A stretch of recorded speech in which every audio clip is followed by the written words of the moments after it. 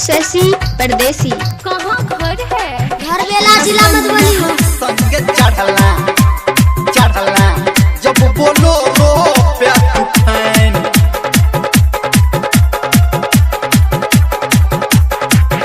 माँ Gayatri recording studio. ओहो अच्छा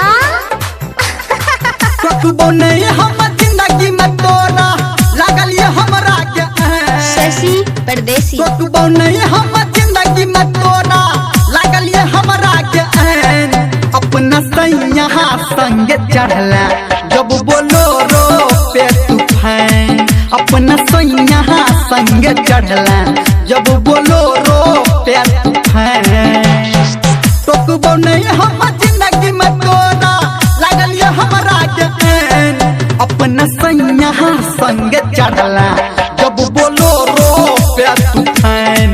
अपना सैया संग चढ़ला जब बोलो रो पे तूफान। जब बोलो रो पे तूफान। अपना सैया संग चढ़ला। क्या नाम है आपका? जब शशि बोलो रो परदेसी। पे तूफान। कहाँ घर है? घर बेला जिला मधुबनी।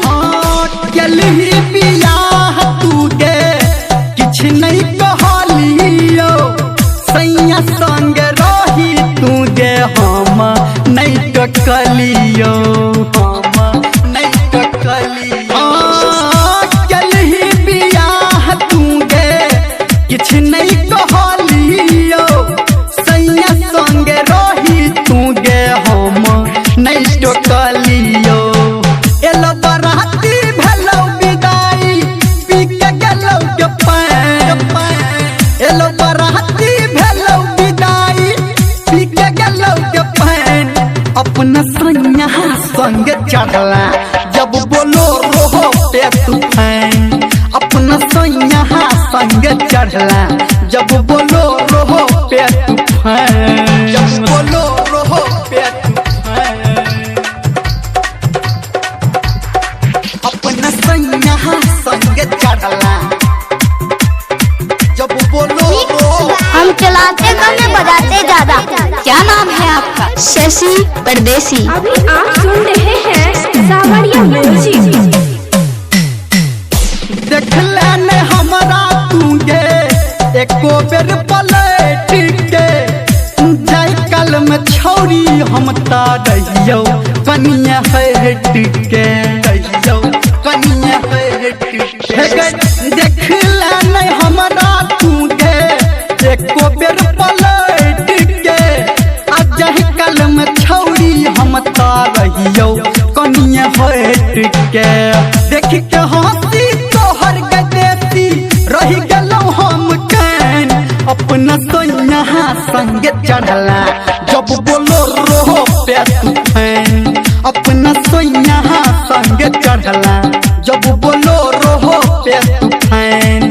अपना सैया संग चढ़ला जब बोलो रो पे तूफान। जब बोलो रो पे तूफान।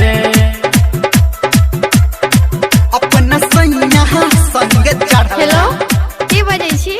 शशि परदेसी। की हाल चाल अछि?